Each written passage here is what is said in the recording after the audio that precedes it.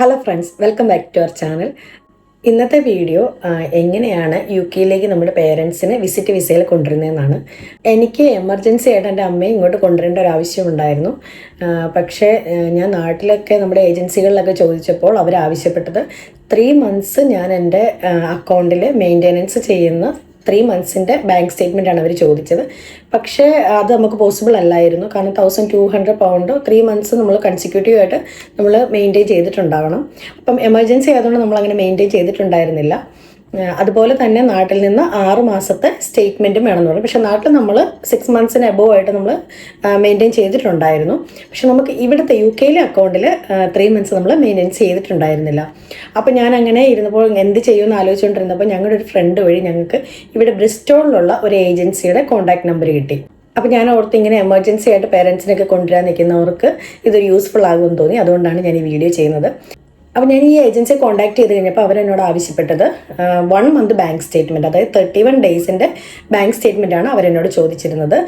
അതുപോലെ തന്നെ ഞാൻ എൻ്റെ ഇവിടുത്തെ എംപ്ലോയറുടെ ഡീറ്റെയിൽസും നമ്മുടെ COS കോപ്പി, അതുപോലെ തന്നെ എൻ്റെ ഇവിടുത്തെ വിസ സ്റ്റാറ്റസ്, എനിക്കിപ്പോൾ PR കിട്ടിയിട്ടുണ്ട്, അതുകൊണ്ട് വിസ സ്റ്റാറ്റസ് ഞാൻ ഷെയർ കോഡ് കൊടുക്കുകയാണ് ചെയ്ത്. പിന്നെ നാട്ടിൽ ഞാൻ അമ്മയുടെ ഡീറ്റെയിൽസാണ് കൂടുതലായിട്ട് അവർ നോക്കുന്നത്. കാരണം നിങ്ങൾക്ക് ഫിക്സഡ് ഡിപ്പോസിറ്റ് ആയിട്ട് നിങ്ങൾ മെയിൻറ്റെയിൻ ചെയ്ത് ഫണ്ട് ഇടാൻ പറ്റുവാണെങ്കിൽ അതാണ് എപ്പോഴും നല്ലത്. ഞാൻ ആക്ച്വലി ഫിക്സഡ് ഡിപ്പോസിറ്റ് ഇട്ടിട്ടുണ്ടായിരുന്നില്ല. അതുകൊണ്ട് എനിക്ക് കിട്ടുമോ എന്നൊരു ഡൗട്ട് ഉണ്ടായിരുന്നു. പക്ഷേ ഞാൻ ഫിക്സഡ് ഡിപ്പോസിറ്റ് ആയിരുന്നില്ലെങ്കിലും ഞങ്ങൾക്ക് കിട്ടിയിട്ടുണ്ടായിരുന്നു വിസ. നമ്മുടെ ഫിനാൻസ് പ്രൂവ് ചെയ്യുന്ന, അതായത് നമുക്ക് ഫിനാൻഷ്യൽ ഇൻഡിപെൻഡൻസി പ്രൂവ് ചെയ്യാൻ പറ്റുന്ന എത്രമാത്രം ഡോക്യുമെൻറ്റ്സ് നമുക്ക് കൊടുക്കാൻ പറ്റുമോ അത്രയും നല്ലതാണ് നമ്മുടെ ആപ്ലിക്കേഷനെ സപ്പോർട്ട് ചെയ്യാൻ വേണ്ടി.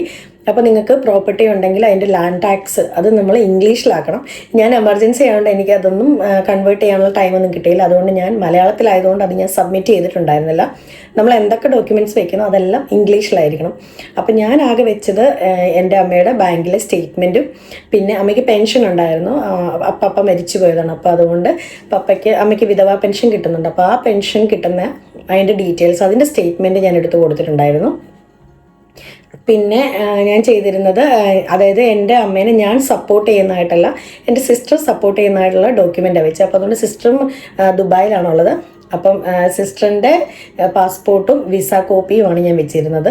ഇവിടെ നിന്ന് എൻ്റെ സൈഡിൽ നിന്ന് ആസ് എ സ്പോൺസർ ഞാൻ കൊടുത്തിരുന്ന ഡോക്യുമെൻറ്റ്സ് എന്തൊക്കെയാണെന്ന് വെച്ചാൽ എൻ്റെ പാസ്പോർട്ടിൻ്റെ കോപ്പി, എൻ്റെ വിസ സ്റ്റാറ്റസ്, അത് ഞാൻ ഷെയർ കോഡ് എടുത്തു കൊടുക്കുകയാണ് ചെയ്തത്.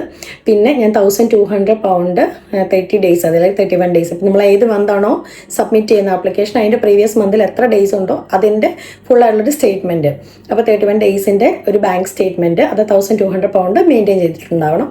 അതും അത്രയും ഞാൻ കൊടുത്തിട്ടുണ്ടായിരുന്നു. പിന്നെ BRP നമുക്ക് നേരത്തെ ഉണ്ടായിരുന്നുള്ളൂ. അപ്പം നമ്മുടെ BRP ഇപ്പോൾ എക്സ്പയർഡ് ആയതുകൊണ്ട് BRP കൊടുത്തിട്ടുണ്ടായിരുന്നില്ല. ആകെ ഷെയർ കോഡും പാസ്പോർട്ടുമാണ് കൊടുത്തത്. പ്രൂഫ് ഓഫ് അഡ്രസ്സിനായിട്ട് ഞാൻ കൗൺസിൽ ടാക്സിൻ്റെ ബില്ലാണ് ഞാൻ കൊടുത്തിരുന്നത്. അപ്പോൾ ഇത്രയുമാണ് ഞാൻ ഡോക്യുമെൻറ്റ്സ് സബ്മിറ്റ് ചെയ്തത്. ഞാൻ സബ്മിറ്റ് ചെയ്ത് കഴിഞ്ഞിട്ട് എനിക്ക് 7ാമത്തെ ദിവസമായപ്പം അമ്മയുടെ ഡിസിഷൻ വന്നു, വിസ അപ്രൂവ്ഡ് എന്ന് പറഞ്ഞിട്ട്. ഇവിടെ കൊടുത്തിരിക്കുന്ന അത്രയും ഡോക്യുമെൻറ്റ്സ് ആണ് ഞാൻ സബ്മിറ്റ് ചെയ്തിട്ടുണ്ടായിരുന്നത്. എൻ്റെ പാസ്പോർട്ട്, അതുപോലെ തന്നെ എൻ്റെ വിസ സ്റ്റാറ്റസ്, അത് ഞാൻ ഷെയർ കോഡാണ് കൊടുത്തത്. പിന്നെ ലേറ്റസ്റ്റ് 1 month ബാങ്ക് സ്റ്റേറ്റ്മെൻറ്റ്, £1200 31 daysലേക്ക് മെയിൻറ്റെയിൻ ചെയ്തതായിട്ടുള്ള സ്റ്റേറ്റ്മെൻറ്റ് വേണം കൊടുക്കാൻ. പിന്നെ പ്രൂഫ് ഓഫ് അക്കോമഡേഷൻ കൊടുത്തത്, അതിനായിട്ട് ഞാൻ കൊടുത്തത് എൻ്റെ കൗൺസിൽ ടാക്സിൻ്റെ ബില്ലാണ്. പിന്നെ ഇൻവിറ്റേഷൻ ലെറ്റർ അവർ തന്നെയാണ് പ്രിപ്പയർ ചെയ്ത് തന്നത്. ഇനി ആപ്ലിക്കൻറ്റിൻ്റെ സൈഡിൽ നിന്ന്, അതായത് നാട്ടിൽ നിന്ന് അവരുടെ പാസ്പോർട്ട്, അവരുടെ പ്രൂഫ് ഓഫ് സേവിങ്സ്, ഒന്നെങ്കിൽ ഇൻവെസ്റ്റ്മെൻറ്റിലേക്ക് FD ആയിട്ടോ അല്ലെങ്കിൽ പ്രോപ്പർട്ടി ഉണ്ടെങ്കിൽ അതിൻ്റെ ഡീറ്റെയിൽസ്, റെൻറ്റിന് കൊടുത്തിട്ടുണ്ട് അതിൻ്റെ ഡീറ്റെയിൽസ്, അല്ലെങ്കിൽ ടാക്സ് റെസിപ്റ്റ്, എഗ്രിമെൻറ്റ്, പെൻഷൻ, അങ്ങനെ എന്തുണ്ടെങ്കിലും അവരുടെ ഇൻകത്തിൻ്റെ പ്രൂഫാണ് നമ്മളിവിടെ കൊടുക്കേണ്ടത്. പിന്നെ 6 months ബാങ്ക് സ്റ്റേറ്റ്മെൻറ്റ് കൊടുക്കണം. പിന്നെ കൊടുക്കേണ്ടതാണ് ആധാർ കാർഡ്. പിന്നെ എൻ്റെ പപ്പ മരിച്ചു പോയിട്ടുണ്ടായിരുന്നു, അതുകൊണ്ട് ഹസ്ബൻഡിൻ്റെ ഡെത്ത് സർട്ടിഫിക്കറ്റ് വേണമായിരുന്നു.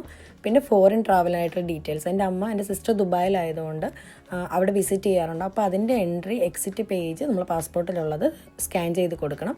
പിന്നെ നമ്മുടെ family ties back home details, അതായത് വീട്ടിലുള്ള നമ്മുടെ സിബ്ലിങ്സിൻ്റെ ഡീറ്റെയിൽസ് എല്ലാം കൊടുക്കണം. പിന്നെ അവരുടെ പാസ്പോർട്ട് കൊടുത്ത്, ഞാൻ എൻ്റെ സിസ്റ്ററാണ് അമ്മയെ സപ്പോർട്ട് ചെയ്യുന്നതെന്ന് പറഞ്ഞതുകൊണ്ട് അവരുടെ പാസ്പോർട്ടും വിസയും കൊടുത്തിട്ടുണ്ടായിരുന്നു. വിസ വന്നു കഴിയുമ്പോൾ നമ്മൾ എടുക്കേണ്ട ഒരു ഇമ്പോർട്ടൻ്റ് ആയ കാര്യമാണ് ട്രാവൽ ഇൻഷുറൻസ്. ഒരിക്കലും ട്രാവൽ ഇൻഷുറൻസ് ഇല്ലാതെ പേരൻസിനെ കൊണ്ടുവരാൻ പാടില്ല. കാരണം നിങ്ങൾക്കറിയാം ഇവിടെ എത്ര എക്സ്പെൻസീവ് ആണ് ഇവരുടെ ട്രീറ്റ്മെൻ്റ് ഒക്കെ വന്നു കഴിഞ്ഞാൽ നമ്മൾ ഒരുപാട് പേയ്മെൻറ്റ് ചെയ്യണം. ചിലപ്പോൾ നമുക്ക് അതുകൊണ്ട് അഫോർഡ് ചെയ്യാൻ പറ്റത്തില്ല. അപ്പോൾ ട്രാവൽ ഇൻഷുറൻസ് മസ്റ്റ് ആയിട്ടുള്ള കാര്യമാണ്. ഞാൻ ട്രാവൽ ഇൻഷുറൻസിന് വേണ്ടി കോൺടാക്ട് ചെയ്തപ്പോൾ അവരെനിക്ക് 3 ഓപ്ഷൻസ് ആണ് തന്നത്: അസിഗോ, ടാറ്റ AIG, അതുപോലെ തന്നെ ബജാജ്.